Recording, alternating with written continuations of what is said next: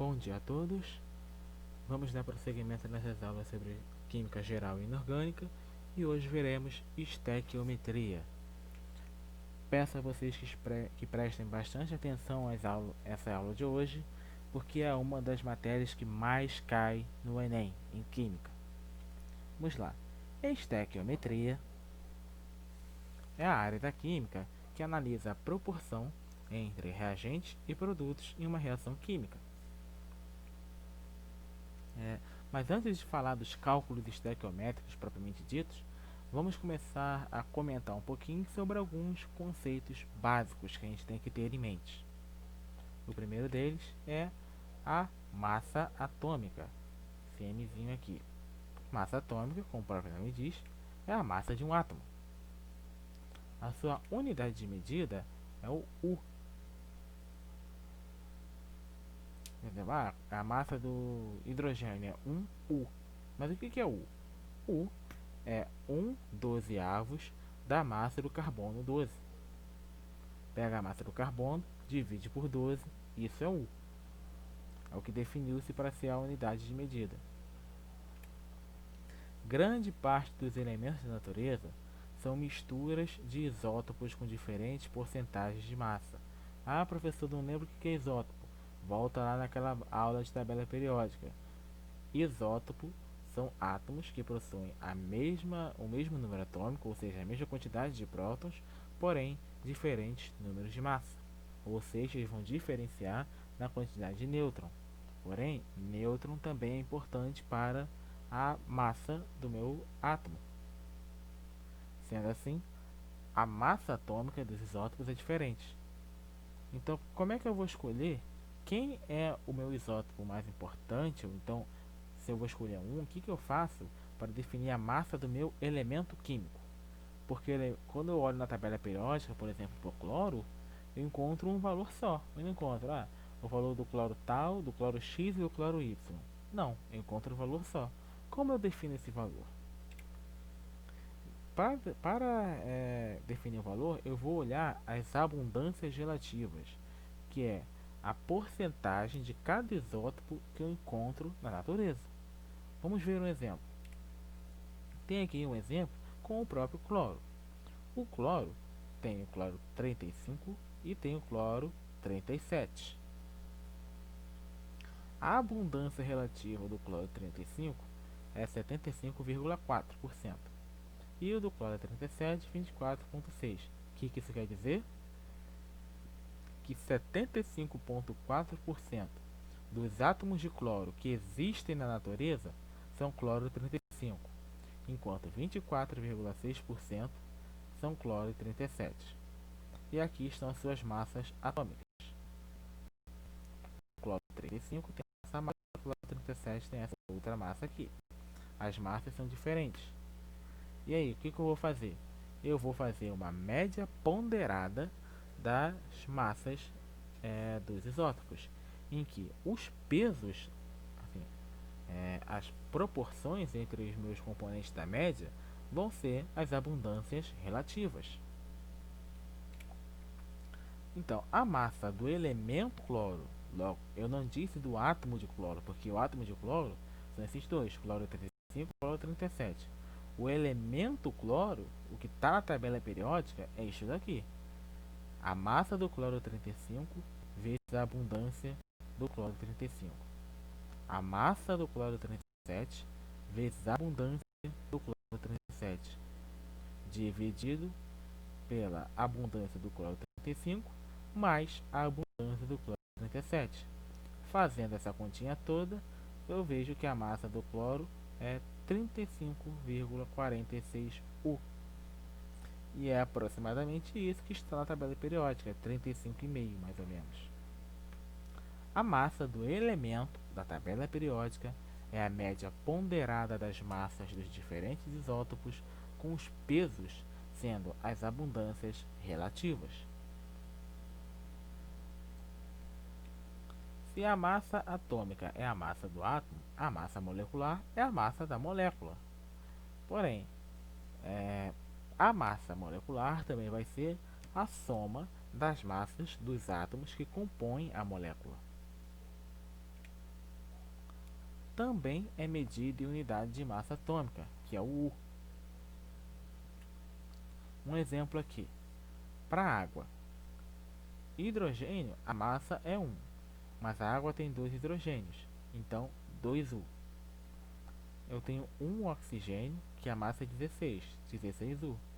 Hidrogênio, para a água, então eu vou ter 2 vezes a massa de hidrogênio, mais a massa do oxigênio, 18U. Essa é a massa da água. Glicose, C6H12O6. Carbono é 12. Hidrogênio é 1. Oxigênio 16. 12 vezes 6, 72. 12 vezes 1, 12. 6 vezes 16, 96. Somando tudo, 180U é a massa da glicose. Sulfato de cálcio. Uma coisa importante, não é porque o nome é massa molecular que necessariamente tenha que ser uma molécula. Neste caso aqui eu tenho um composto iônico que também tem a sua massa molecular. Aqui, cálcio 40, enxofre 32, oxigênio 16, vezes 4, 64. Somo tudo dá 136U. Essa é a massa de sulfato de cálcio. Sulfato de cálcio. Fórmula mínima. Fornece a proporção entre os átomos dos elementos que compõem a substância. As quantidades são expressas como os menores números inteiros possíveis. Algumas fórmulas moleculares já são iguais às fórmulas mínimas. Vamos ver aqui alguns exemplos. Eu tenho aqui água oxigenada, peróxido de oxigênio, peróxido de hidrogênio, desculpa. A fórmula molecular é H2O2. Porém, para tirar a fórmula mínima, que é a proporção entre os átomos, eu posso dizer que eu posso dividir isso aqui tudo por 2 e fica HO, H1O1 ou HO. Pro sulfato ferroso, a fórmula molecular é FeSO4. Porém, não tem como eu dividir todos esses números por algum outro fator, como é o caso aqui do peróxido, que eu dividi tudo por 2. Aqui não tem nenhum número que eu possa dividir todos os índices. Sendo assim, a fórmula mínima é igual à fórmula molecular, FeSO4. A mesma coisa para o CO2. Não tem nenhum número pelo qual eu possa dividir todos os índices. 1 e 2 aqui no caso, já tem 1. Então não tem como dividir por mais nada. Então a fórmula mínima do CO2 é CO2. Glicose. Opa, a glicose eu posso dividir. Eu posso dividir todos esses índices aqui por 6. O 6, o 12 e o 6 eu divido por 6, fica CH2O. Então, essa é a fórmula mínima da glicose. Fórmula centesimal. A fórmula centesimal fornece o percentual dos átomos que compõem a substância.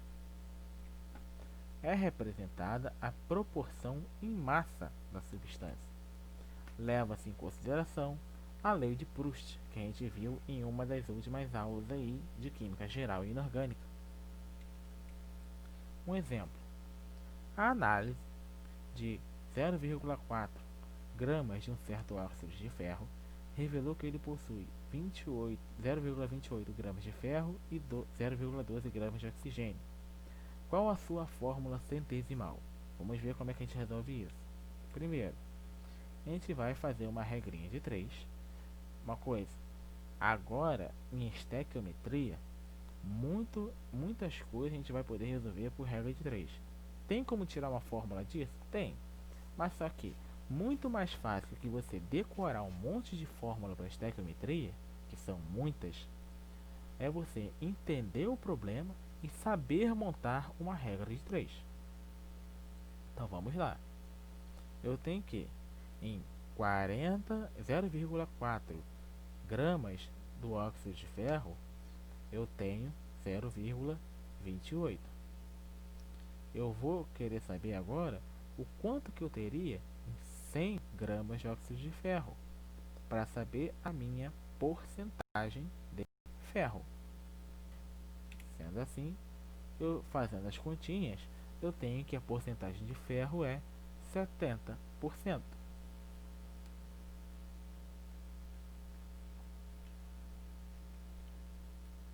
Agora, para descobrir a porcentagem de oxigênio, em 0,4 gramas de óxido de ferro, eu tenho 0,12 gramas de oxigênio.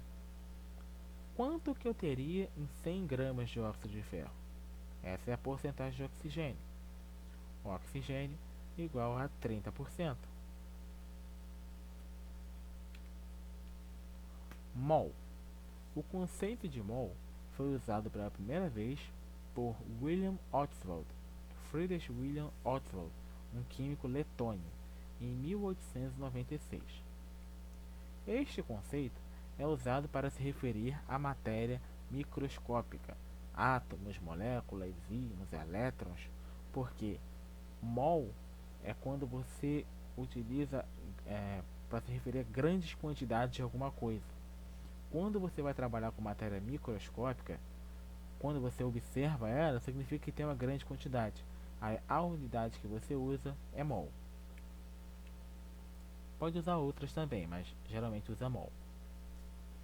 1 mol representa 6,02 vezes 10 a 23 unidades de alguma coisa.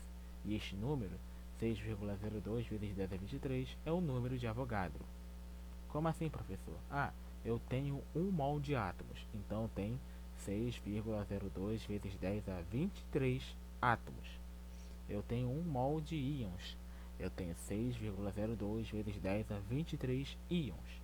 E por aí vai.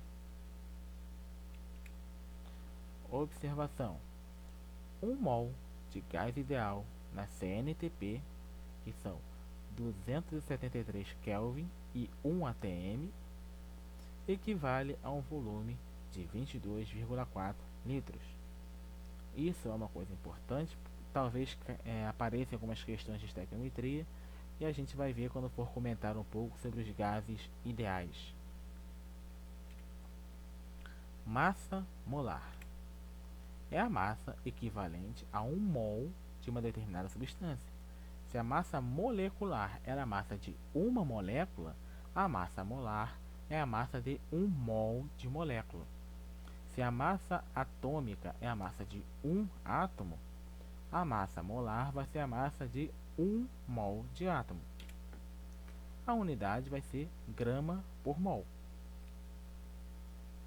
É a quantidade, é a massa que eu tenho em 1 mol de alguma coisa. É a massa em gramas dividido por mol. Para determinar a massa de 1 mol de uma determinada substância, troca-se a unidade de massa atômica, o U, da massa molecular por grama. É assim, uma molécula de CO2 possui 44 U de massa. 1 mol de molécula de CO2 possui 44 gramas. Um átomo de ferro possui 56 U. 1 mol de átomos de ferro possui 56 gramas. Sendo assim, fazendo uma regrinha de 3, a gente consegue descobrir que o quanto que vale esse U. U é 1,66 vezes 10 a menos 24 gramas. É uma quantidade muito pequena. E não me espanta ser uma quantidade, esse número, esse U, ser uma quantidade muito pequena, já que é usado para massa de átomo, massa de molécula. Tem que ser muito pequeno.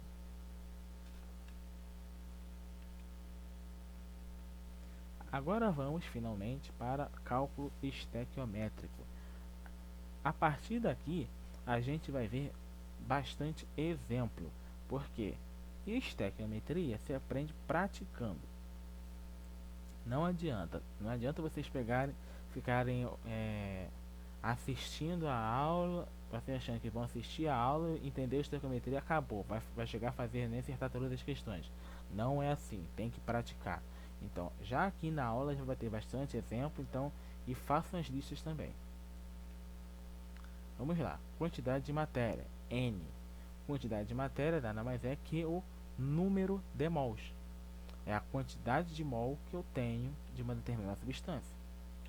N, a sua fórmula é massa dividido por massa molar. N é a quantidade de matéria, é o número de mol. M é a massa da substância envolvida, a massa de substância que eu tenho ali presente. E MM é a massa molar da substância. Um exemplo. Qual a massa correspondente a 5 mol de ácido sulfúrico? Primeira coisa que eu tenho que saber, a massa molar do ácido sulfúrico. Fazendo aquelas continhas que eu já mostrei como é que faz, eu descubro que o ácido sulfúrico possui 98 gramas por mol, ou seja, 1 mol de ácido sulfúrico possui 98 gramas. E agora eu vou montar uma regrinha de 3. Posso montar a regrinha de 3 ou posso usar direto na fórmula. Vamos ver pela fórmula. Eu posso manipular essa fórmula que eu tenho aqui para deixar em função, para descobrir a massa diretamente, sem ter que ficar modificando ela depois de eu achar. Vamos lá. Se quantidade de matéria é igual a massa sobre massa molar, eu tenho que a massa é igual a quantidade de matéria vezes a massa molar. Então eu posso definir que a massa é igual a 5, que é a quantidade de matéria, o número de mol, vezes a massa molar, 98 gramas por mol. E isso dá 490 gramas.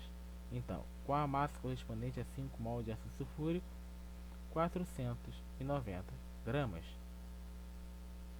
Uma coisa que vocês podem fazer é a análise das unidades, análise dimensional. Aqui, N está em mol. Massa molar, mol, gramas por mol. Eu vou multiplicar os dois, mol vezes grama por mol, dá grama. Um outro jeito de fazer isso é fazer uma regrinha de 3. Eu sei que a massa molar do ácido sulfúrico é 98 gramas por mol. Isso quer dizer que gramas por mol quer dizer que para 1 mol de ácido sulfúrico eu tenho 98 gramas. Show! Mas eu não quero saber o quanto eu tenho em mol. Eu quero saber o quanto eu tenho em 5 mol. Em 5 mol de ácido sulfúrico eu vou ter X. Fazendo a continha, eu sei que X é igual a 5 vezes 98 sobre 1, é 490 gramas. Mais um exemplo. Quantos mol há em 210 gramas de cloro, gás cloro? Vamos lá. Primeira coisa, descobrir a massa molar do cloro. 2 vezes 35,5, 70 gramas por mol. Usando a fórmula N igual a M sobre MM, a massa que eu tenho, 210 gramas, dividido pela massa molar, 70 gramas por mol. Isso, fazendo a continha, eu sei que é 3 mol. Ah, mas eu não quero decorar a fórmula, cheguei na hora da prova, esqueci a fórmula, como é que eu vou fazer? Vou pular a questão? Não, não vai pular a questão. Você vai montar uma regra de 3. Por quê? Você sabe que a massa é 70 gramas por mol. Então, para cada 70 gramas de cloro, você tem 1 mol de cloro. Você quer saber quantos mol você tem em 210 gramas. Fazendo a regra de 3, você tem aqui x igual a 210 vezes 1 dividido por 70, que é 3 mol. Você acha sempre a mesma coisa. Tem que dar a mesma coisa. Na lista, professor, tem que fazer por regra de 3, tem que fazer por fórmula. Tanto faz, vai achar o mesmo resultado. No Enem, Vai fazer por regra de 3 ou fazer por fórmula? Faz do jeito que você preferir. Você vai, desde que vocês façam corretamente e marquem a resposta correta lá no gabarito, dá no mesmo se vocês fizerem pela fórmula ou se fizerem por regra de 3. E estequiometria de reação. É possível obter as quantidades de certas substâncias a partir de dados de outras que também participam da reação. Isso que a gente mais vê na estequiometria. Faz-se o cálculo através de proporções, considerando os coeficientes da reação, que agora, a partir de agora, serão chamados de coeficientes estequiométricos. Após acertar os coeficientes da reação, conta-se a quantidade de mol de cada substância e relaciona-se as grandezas por meio de regra de 3. As massas, quantidades de matéria, porcentagens e volumes, calculados pela fórmula da densidade, podem ser relacionados entre si. Não só a massa com massa, a quantidade de matéria e a quantidade de matéria. Você pode relacionar massa com volume, massa com quantidade de matéria, porcentagem com massa, pode relacionar tudo com tudo. E a gente vai ver como é que faz isso. Lembrando, densidade, para quem não viu, quem não sabe, quem não lembra, densidade é massa sobre o volume. Nós vamos falar um pouquinho mais sobre isso daqui a pouco. Exemplo: calcular a massa de sulfato de alumínio formada após a reação de 100 gramas entre 100 gramas de alumínio metálico e ácido sulfúrico. A reação é esta daqui: 2 de alumínio reage com 3 de ácido sulfúrico concentrado, formando sulfato de alumínio e 3 de hidrogênio gasoso. Ok. Ele me deu a quantidade de alumínio que reagiu. E eu quero saber a quantidade de sulfato que forma. Vamos montar uma regra de 3. Eu tenho que, olha, eu posso fazer a continha com mol e eu posso fazer direto a conta com gramas. Por quê? Né? O que essa reação aqui está me dizendo? Essa reação aqui, 2 de alumínio mais 3 de ácido sulfúrico, Al2SO4 3 mais 3 de hidrogênio, o que isso quer dizer? Quer dizer que 2 mol de alumínio sólido, alumínio metálico, reage com 3 mol de ácido sulfúrico concentrado, formando 1 mol de sulfato de alumínio e 3 mol de hidrogênio gasoso. Eu posso fazer a conta com mol e depois passar tudo para massa? Posso. Ou eu posso apenas já usar a massa na minha conta. Por quê? 2 mol de alumínio reage com 3 de ácido sulfúrico, parará. Porém, 1 mol pela massa molar, eu sei que 1 mol de alumínio são 27 gramas. 2 mol vão ser então 54 gramas de alumínio. 2 mol de alumínio, 54 gramas, vão formar 1 mol de sulfato de alumínio. Só que 1 mol são 342,2 gramas de sulfato de alumínio. Então, na minha regra de 3, para cortar caminho, eu já vou colocar as massas. 54 gramas de alumínio. O que são 54 gramas? São 2 mols. Vão formar 342,2 gramas de sulfato de alumínio. O que são 342,2 gramas? É 1 mol. Mas eu não quero saber o quanto que forma a partir de 54. Eu quero saber o quanto que forma a partir de 100. 100 gramas de alumínio vai formar X. Pronto. Eu tenho aqui a minha regra de 3 montada, só calcular. X é 100 vezes 342,2 dividido por 54. 633,7 gramas de sulfato de alumínio. Essa é a massa formada. Pronto. Calculei, está aqui a minha continha de estequiometria. Próximo exemplo. Calcular a massa de ácido clorídrico formada durante a decomposição térmica do cloreto de amônio, sabendo que o processo gerou 20 gramas de amônia. Primeira coisa que eu tenho que fazer, ver qual é a minha reação balanceada. Cloreto de amônio sólido, 1 mol de cloreto de amônio forma 1 mol de amônia mais 1 mol de ácido clorídrico. Eu tenho aqui as massas. Isso quer dizer que 53 gramas e meio de cloreto de amônio forma 17 gramas de amônia e 36,5 gramas de ácido clorídrico. Eu posso começar a montar minha regra de 3. 1 mol.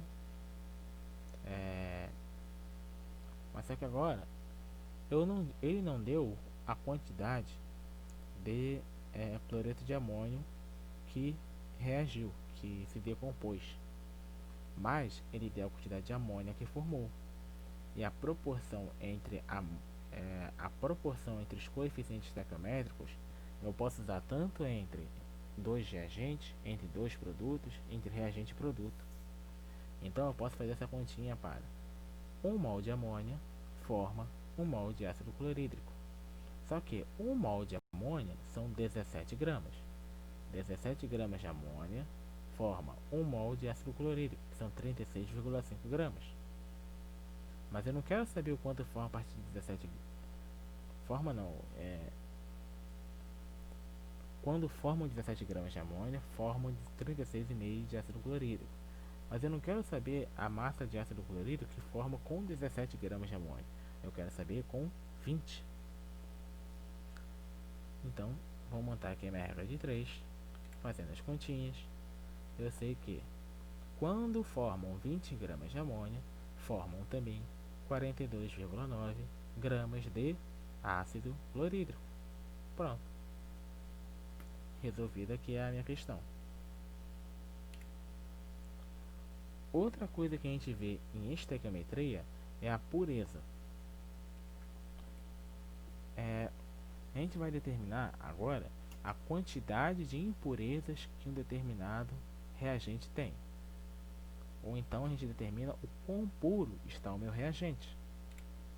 As impurezas geralmente não reagem, com a massa de produto formado sendo menor do que se os reagentes estivessem puros. Por exemplo, eu vou botar o meu reagente para reagir e eu aprendi já agora na primeira parte do cálculo estequiométrico que para tantos gramas de reagente tem que formar tantos gramas de produto. Porém, nem tudo que está ali nos meus tantos gramas de reagente é realmente reagente. Alguma coisa ali é impureza. Então, se eu tenho menos reagente do que eu deveria, se está impuro, então a quantidade de produto que vai formar vai ser menor. Porque as impurezas não vão reagir e formar o mesmo produto. Então a quantidade de produto formado é menor. E quando isso acontece, eu sei que o meu reagente está impuro. Um exemplo. Calcular a massa de óxido de cálcio obtida após a decomposição térmica de 60 gramas de carbonato de cálcio com 65% de pureza. Primeira coisa que a gente vai fazer, ver a equação química balanceada e as massas de cada composto. Tem aqui carbonato de cálcio, se decompõe formando óxido de cálcio e gás carbônico. Eu quero a massa de óxido de cálcio formada a partir de 60 gramas de carbonato. Eu vou relacionar este composto aqui com este composto aqui. Vamos lá. Montando nossa regra de 3, eu sei que 1 mol de carbonato de cálcio, que são 100,1 gramas de carbonato, se decompõe e forma 56,1 gramas de óxido de cálcio. Porque 56,1 é 1 mol de óxido de cálcio. 1 mol forma 1 mol.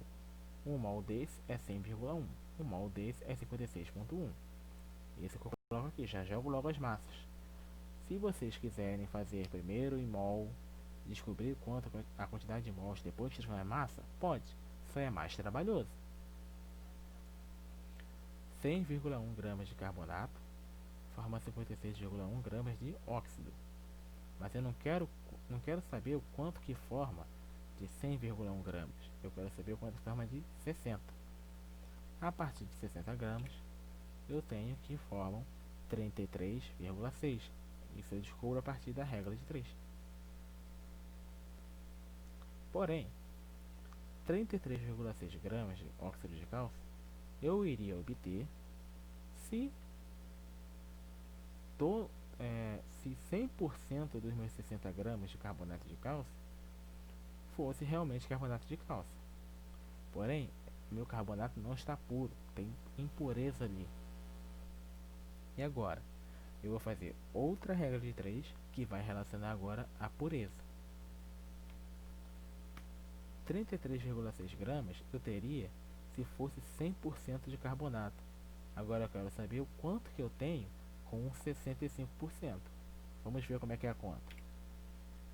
Para 100%, lembra que eu falei que pode relacionar porcentagem com a massa também?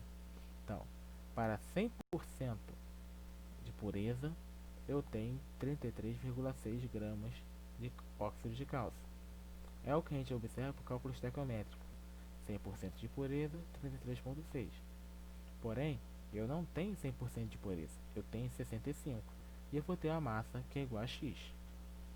Fazendo as continhas, essa massa vai ser 21,8 gramas de óxido de cálcio. Ou seja, o que isso quer dizer? Quando eu fiz a decomposição térmica do 60% de carbonato de cálcio, eu devia obter 33,6 gramas.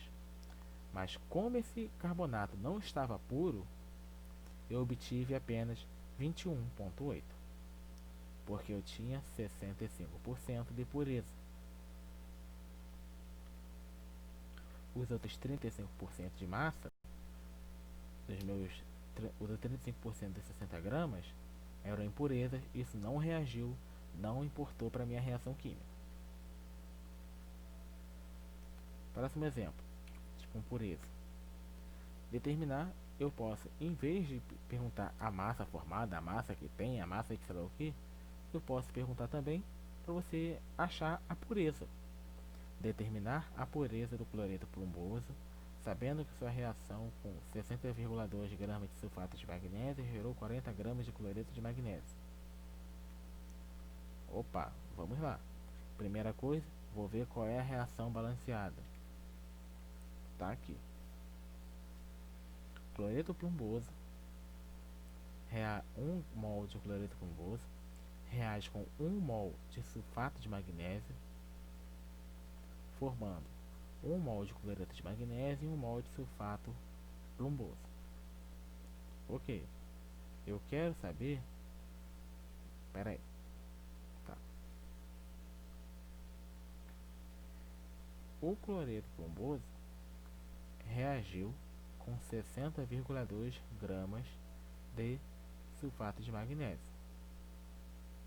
Eu quero saber primeiro a quantidade de cloreto de magnésio que seria gerado teoricamente se o cloreto plumboso estivesse puro. Eu sei que o sulfato de magnésio está puro, está definido lá, o sulfato de magnésio está puro. E o cloreto plumboso? Aí já não sei. Vamos ver se ele está puro. Primeira coisa a fazer é saber, na reação de 60,2 gramas de sulfato de magnésio com cloreto plumboso puro,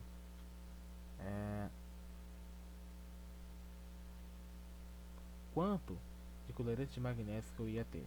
Vamos fazer a continha. Eu sei que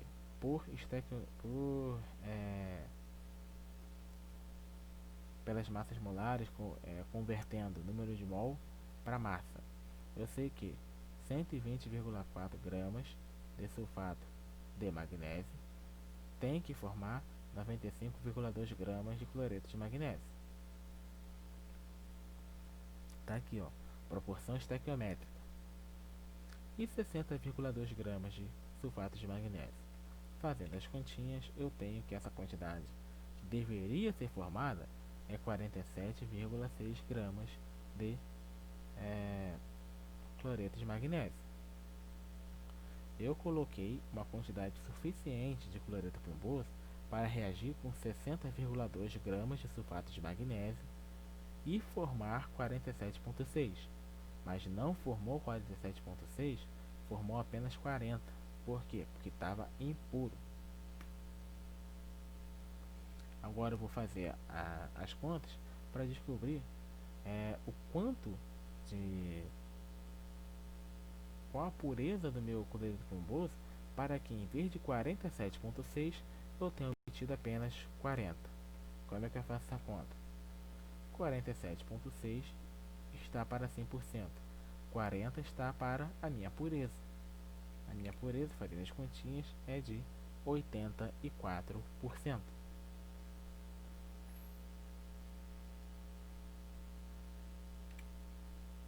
Rendimento é outra coisa que a gente vê bastante em estequiometria, que cai bastante nas questões. É comum que a conversão de reagentes em produtos não seja completa, 100%. Muito dificilmente a conversão de reagentes em produtos vai ser 100%. Sendo assim, a quantidade de produtos formados pode ser menor que a esperada pelo cálculo estequiométrico. Eu fiz o cálculo era para dar uma quantidade tal de produto, formou menos do que deveria, e nenhum dos meus reagentes estava impuro. Por que isso aconteceu? O meu rendimento não foi de 100%. Principais motivos: má qualidade de aparelhos ou reagentes, ou então falta, se o reagente está tudo certinho, o aparelho está tudo certinho, que acontece a reação, foi falta de preparo do operador.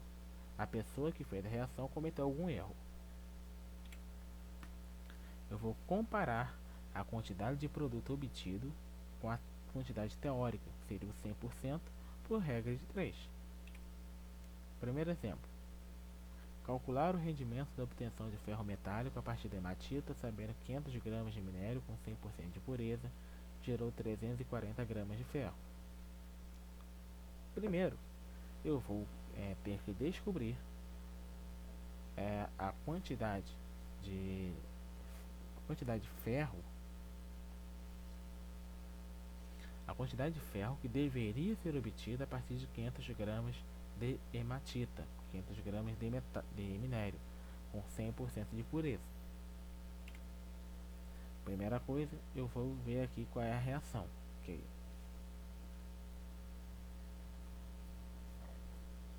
Na minha reação balanceada, eu vejo que 1 mol de óxido de ferro 2, que é a hematita, reage com 3 mols de carbono, formando 2 mols de ferro e 3 mols de monóxido de carbono. Eu vou querer saber qual a quantidade de ferro metálico que eu consigo obter a partir de 500 gramas de óxido de ferro 2. Ferro 2 não, ferro 3, desculpe. Óxido de ferro 3. Então, vamos lá. Como é que é a continha da regra de 3? Sei que 1 mol de óxido de ferro 3, que é 159,7 gramas, forma 2 mol de ferro. 2 mol de ferro são 111,6 gramas. Mas eu não quero saber o quanto que forma a partir de 159,7. Eu quero saber o quanto que forma a partir de 500. Para o meu 500 eu vou ter um x.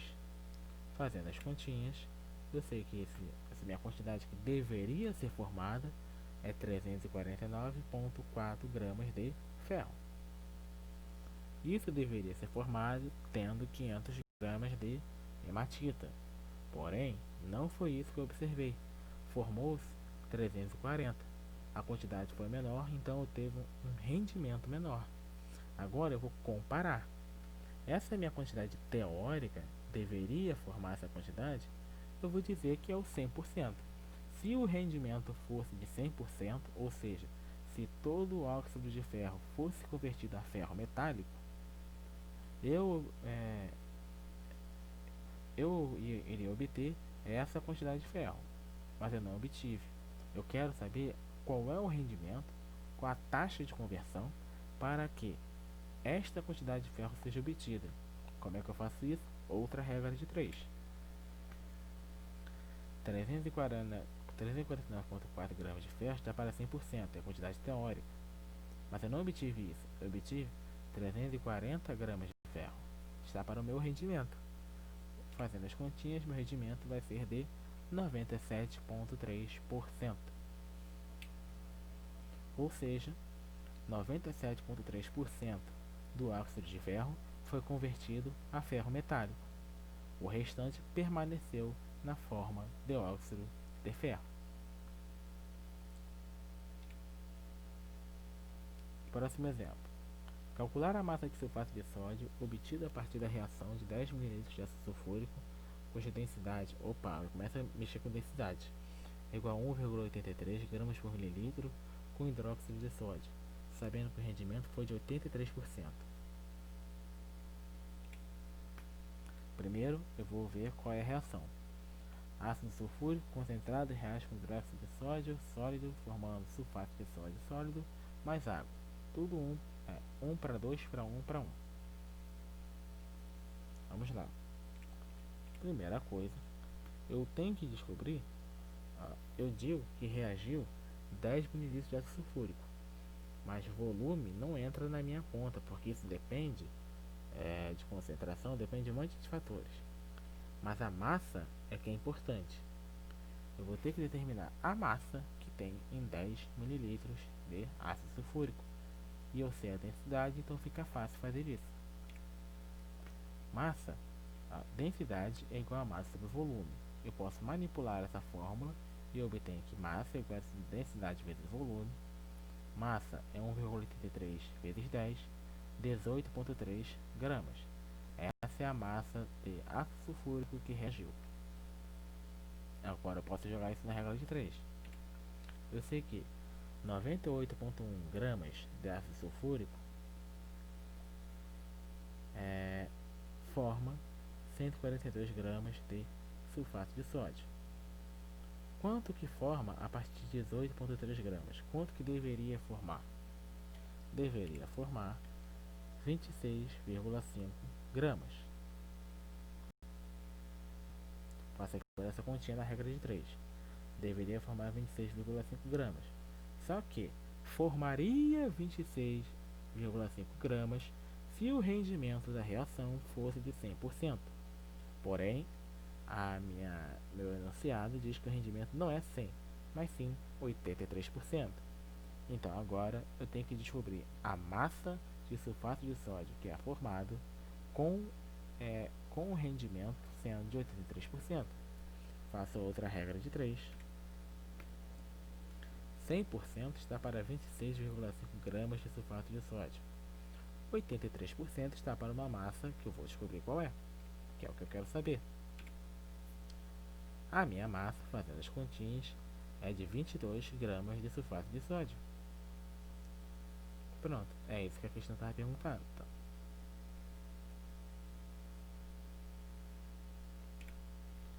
reagente limitante e reagente em excesso. Geralmente, por causa desse problema com rendimento,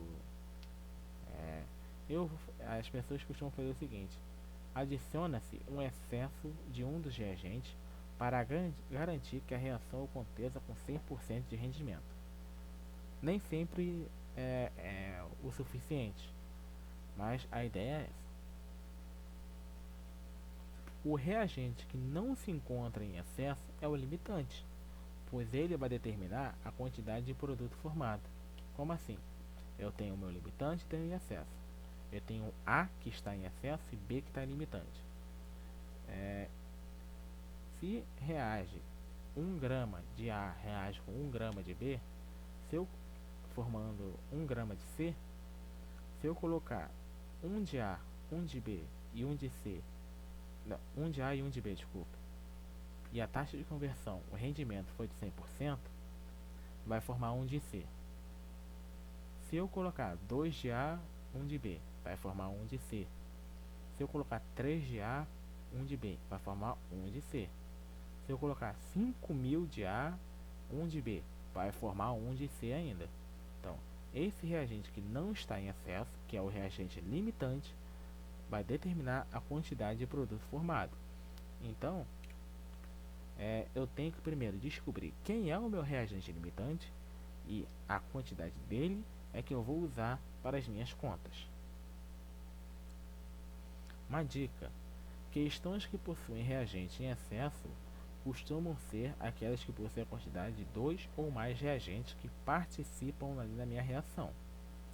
Se você olhou uma questão, está dando a quantidade de 2 reagentes, desconfia que pode ter excesso limitante. Exemplo: sabendo que 30 gramas de zinco e 36 gramas de enxofre foram adicionados ao meio reacional, determinar o reagente limitante e o reagente em excesso. A reação é essa: zinco reage com enxofre formando sulfeto de zinco. Primeiro, eu vou ver qual a quantidade de enxofre que eu preciso ter para reagir com a quantidade de zinco que eu coloquei. Pela equação, seguindo a estequiometria da reação, eu sei que 65 gramas, 1 mol de zinco, 65,4, reage com 1 mol de enxofre, que é 32,1. Eu quero saber quanto de enxofre que vai reagir com 30 gramas de zinco. Pronto, aqui montei minha regra de 3. Fazendo as contas, eu tenho que a quantidade de enxofre é 14,7. Agora eu vou fazer o contrário. Eu quero saber a quantidade de enxofre, a quantidade de zinco que eu preciso para reagir com a quantidade de enxofre que eu coloquei. 32,1 de enxofre, que é 1 mol, reage com 65,4 de zinco, 1 mol também. 36 gramas de enxofre vai reagir com X, X igual a 73,3. Vamos lá. Para o zinco, vamos ver quem é limitante e quem é excesso. Vamos ver, o zinco. Para 30 gramas de zinco, eu preciso de 14,7 gramas de enxofre. Tem muito mais do que isso, tem 36 gramas. Então, o zinco é o reagente limitante. O enxofre é o reagente em excesso. E se eu não fizesse essa conta aqui e começasse por essa, dava para descobrir do mesmo jeito? Dava. Vamos lá. Para 36 gramas de enxofre, eu preciso de 73,3 gramas de zinco. Eu tenho muito menos que isso. Olha, eu tenho 30. O enxofre, então, tem muito enxofre. O enxofre está em excesso, enquanto o zinco é o limitante. É o zinco que eu uso, por exemplo, para descobrir a quantidade de sulfeto de zinco formado. Próximo exemplo. Calcule a massa de permanganato de potássio resultante da reação de 10 gramas de ácido permangânico e 5 gramas de hidróxido de potássio. Eu tenho aqui a minha reação. Ácido permangânico reage com hidróxido de potássio, formando permanganato de potássio e água. É uma reação de neutralização entre esses dois compostos aí. As suas massas, tudo certinho. Primeiro, o que eu tenho que fazer? Eu tenho que determinar quem é o reagente em excesso e quem é o reagente limitante. Vou fazer essa continha aqui. 1 mol de ácido permangânico, que é 119,9 gramas, reage com 56,1, que é 1 mol de hidróxido de potássio. Eu vou descobrir agora qual é a quantidade de hidróxido de potássio que reage com os 10 gramas de ácido permangânico que eu coloquei. Fazendo a continha, essa quantidade é 4,7. Eu olho aqui, ó, tem 5. Tem mais do que o necessário. Então, o hidróxido de potássio é o reagente em excesso. Ácido permangânico é o reagente limitante. Então, para descobrir a quantidade de massa de permanganato que vai ser formada, eu tenho que usar a massa de ácido permangânico. porque nem todo hidróxido de potássio vai reagir, mas todo ácido permangânico vai. Então, fazendo essa regra de 3, eu sei que 1 mol de ácido permangânico, 119,9, forma 1 mol de permanganato de potássio, 158,0. Eu quero saber agora quanto de permanganato de potássio eu formo a partir de 10 gramas de ácido permangânico. Fazendo a continha da regra de 3, eu tenho que essa quantidade é 13,2 gramas.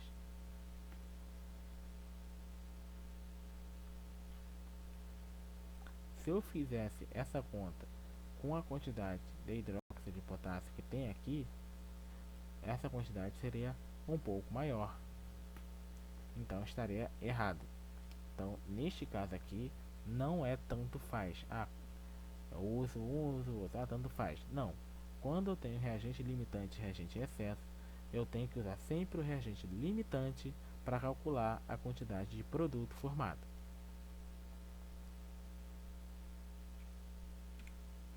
Agora vamos falar um pouquinho das concentrações, porque em questões de estequiometria, volta e meia aparece uma coisinha sobre concentração.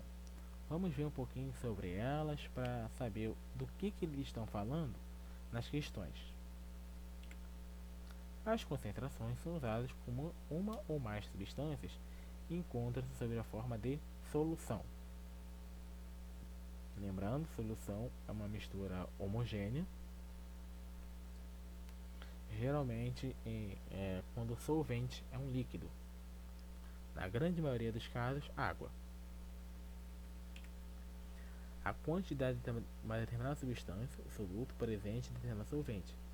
Isto é a concentração. Usa-se números subscritos para representar os solutos e solventes, não sendo colocados números nas propriedades da solução. Concentração comum é o C. É a massa de soluto presente em um determinado volume de solução. Concentração é a massa do soluto, M1, dividido pelo volume da solução. Aqui, ó, volume M está com esse 1zinho aqui, porque é a propriedade de soluto ou solvente, no caso soluto.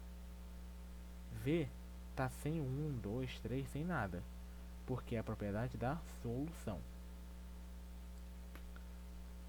Como a concentração é massa sobre volume, a unidade oficial é quilograma por metro cúbico, que é a mesma coisa que grama por litro.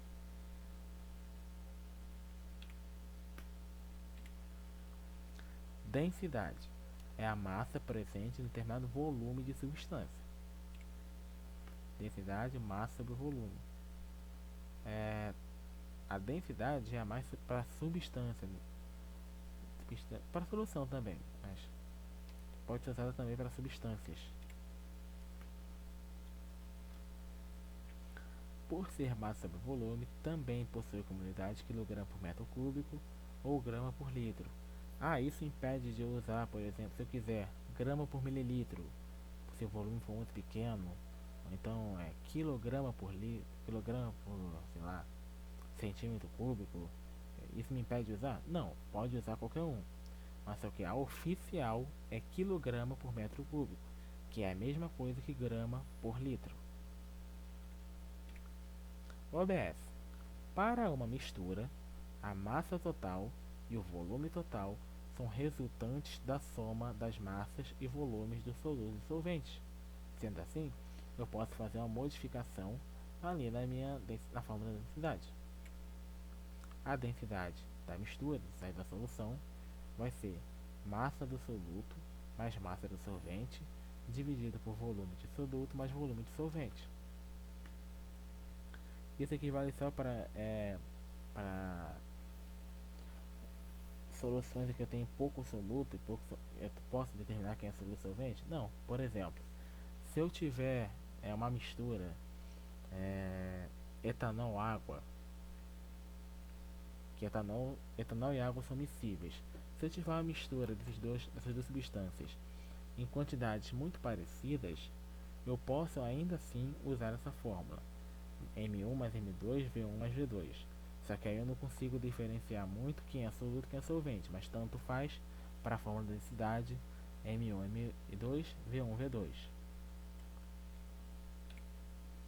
Concentração molar, também chamada de molaridade, é o número de mol de soluto por volume de solução. A molaridade vai ser número de mol N1 sobre V.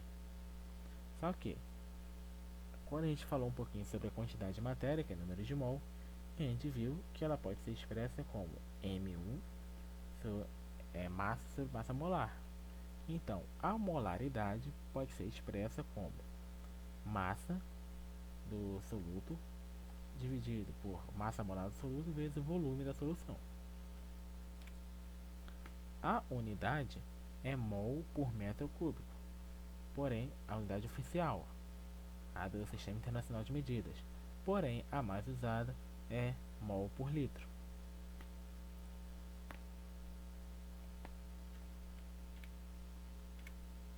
Título em massa é a massa de soluto presente em uma determinada massa de solução. Título em massa é massa de soluto por massa de solução. Porém, massa de soluto, massa da solução é a massa do soluto mais a massa do solvente. Por isso eu posso abrir essa fórmula assim. A unidade não existe, não tem unidade. Porque massa vai estar em grama, quilograma, sei lá. Por exemplo, grama. Massa do soluto vai estar em grama. Massa da solução, grama também. Vou cortar grama com grama, não vai ter unidade. Título em massa não tem unidade. Título em volume é o volume de soluto presente em determinado volume de solução. Título em volume, volume de soluto por volume de solução. Volume de solução é volume do soluto mais o volume do solvente. Título em volume é volume de soluto dividido por volume de soluto mais volume de solvente. Título em volume, pelo mesmo motivo do título em massa, não tem unidade. Molalidade. Por favor, não confundir com molaridade. Molalidade é a quantidade de mol do soluto em uma determinada massa de solvente. Molaridade com R é mol de soluto por volume de solução. Molalidade é mol de soluto por massa de solvente.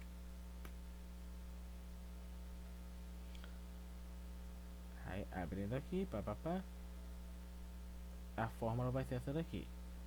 Massa do soluto por massa molar do soluto vezes a massa de solvente. A molaridade, a unidade vai ser mol por quilograma.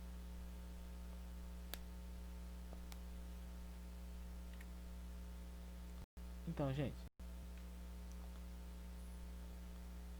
é isso que eu tinha para falar com vocês hoje. Espero que vocês tenham gostado, espero que vocês tenham aprendido a matéria.